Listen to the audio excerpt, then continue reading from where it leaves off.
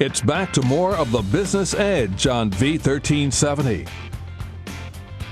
Welcome back, everyone. This is Angie Huffman, your host of the Business Edge and owner of HFS Associates, a accounting and business advisory services firms that specializes in cash flow management for the small business owner. And this week we are talking about pricing what you're worth. We were talking before the break. Dan from Kearney had called in, and he's starting a business, and he's having a challenge figuring out how to price to get into price his services for the market that he wants to be in, but he's not quite sure yet what market he wants to be in. And so that is, when you're using market-based pricing, you need to first decide what is the market you want to serve. In my case, I want to serve the small business owner, businesses who are doing under $5 million a year in revenues.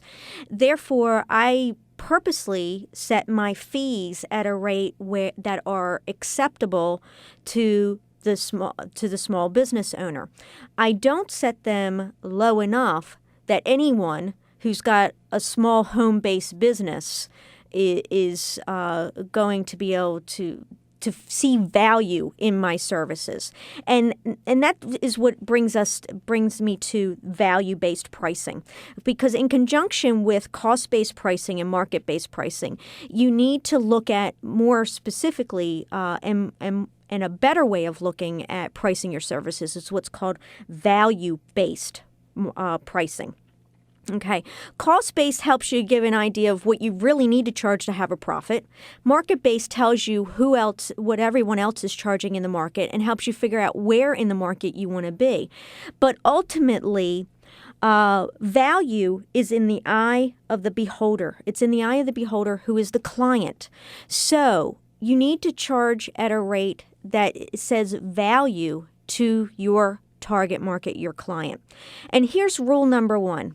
If someone wants or needs what you are selling, it has value to them. And price will be no object up to their perceived value. So someone who feels, in Dan's case, music lessons for their kids are only worth $25 an hour, they're only going to pay up to $25 an hour for those music lessons, okay? But others, because they think their kids are, and maybe rightly think their kids are the next, top musical artist in the world, they may see value up to $1,000 an hour. Now, that may be a little extreme, but I'm trying to give you the opposite ends of the scale there. And so they would be willing to pay for anything up to $1,000 an hour, okay, because they value that service, okay? Now, here's another thing to keep in mind. If someone doesn't want or need what you're selling, it won't matter how cheaply you're selling it. Okay. If someone does not see the value, take in my own business, for example, does not see any value in having their bookkeeping completed throughout the year so that they know where their business stands all year and whether they're actually making profit or not, if they don't see value in that, and I hope you can tell from the cynical tone of my voice that they're idiots if they think that way, but if they don't see value in that, even if I offered it at $2 an hour, they would not be willing to pay for it. Okay. So, and I think often when we go out trying to sell our products and services, we try too hard to sell to those and price our products and services for those who don't want them in the first place. So keep that first rule in mind. Look for the people who really want your product or service, and then use a pricing strategy that relates to what their value is. And as I said earlier, a second rule to follow is often the more expensive something is, we Americans want it, okay? People want a Lexus. Even those that can only or think they can only afford or believe that their price, what they are able to spend is for a Kia.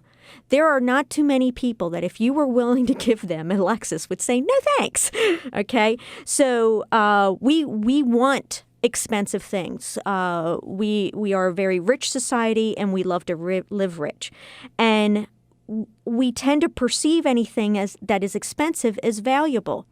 We tend to perceive a pair of pants that we buy at a high designer place because they charge, $300 for the pants as a lot more valuable than a pair of pants bought at Walmart, even though it may be the same style, same fabric, everything, because you can get the knockoffs at Walmart.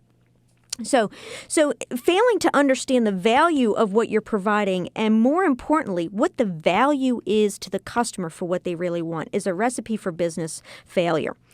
And what I see among many, many small business owners is that ultimately, because they have lived and breathed what they do, they think it's easy because it is easy for them. They tend to not value it.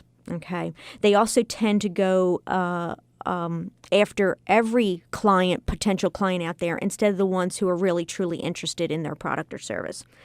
So so when we're looking at value-based pricing, it forces you to understand more completely the real benefits, if any, because understand there may not be, it's just many people, there may not be real benefits to your product or service.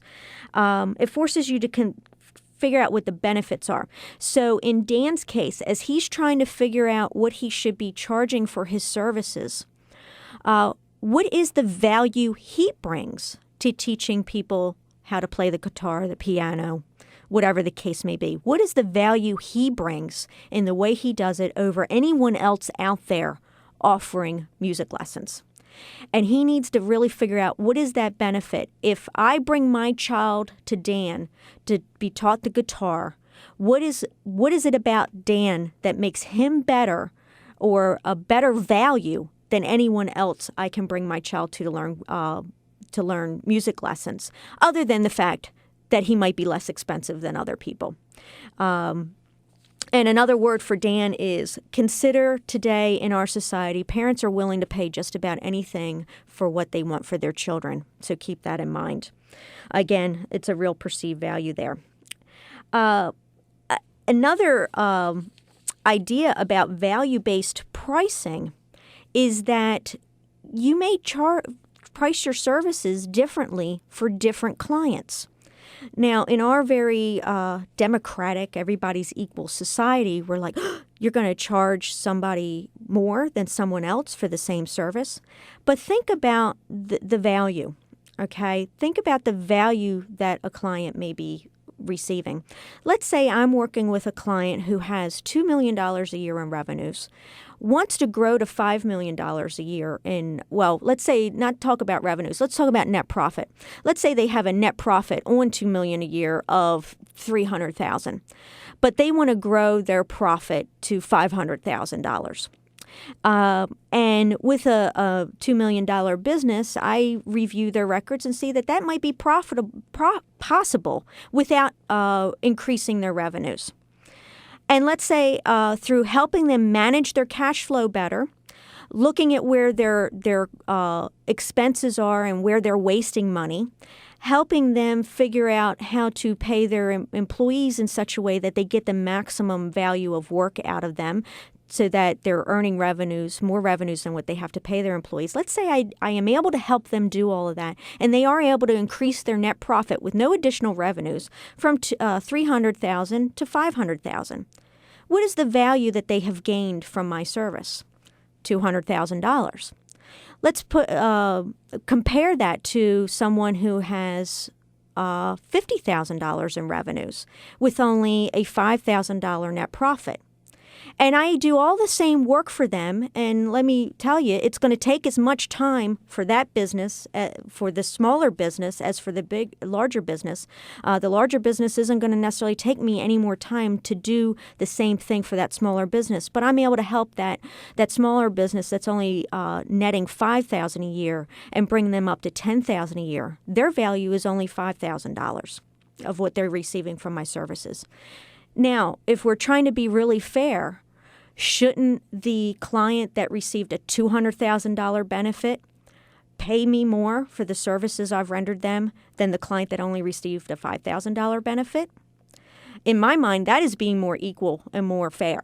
So That's what you're looking at for value-based pricing.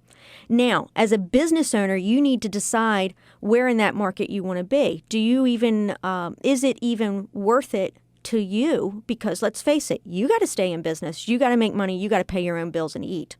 You need to determine, do you even want to work with that client that you can only give them a $5,000 benefit? It's the benefit's not big enough for them.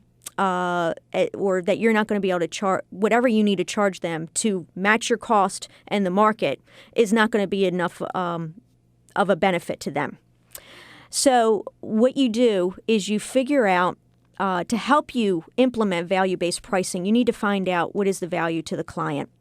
And use this formula. It's called nickel, though there's no L in it. It's N. You're going to look at what are the needs. What are the needs of the business that you're serving? Or the customer that you're serving. What are their needs, challenges, wants, stressors, pain, or pleasure?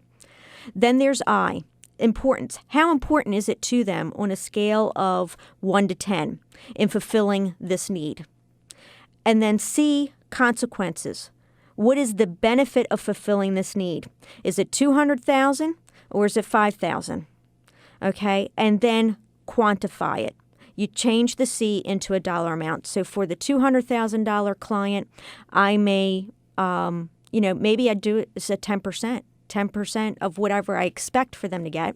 Now, as an accountant, we can't charge based on percentages, but let's say that's kind of a framework I'm going to use. So I would charge them $20,000 to get that $200,000 benefit. The person who's only getting $5,000 benefit, I would only charge them $500.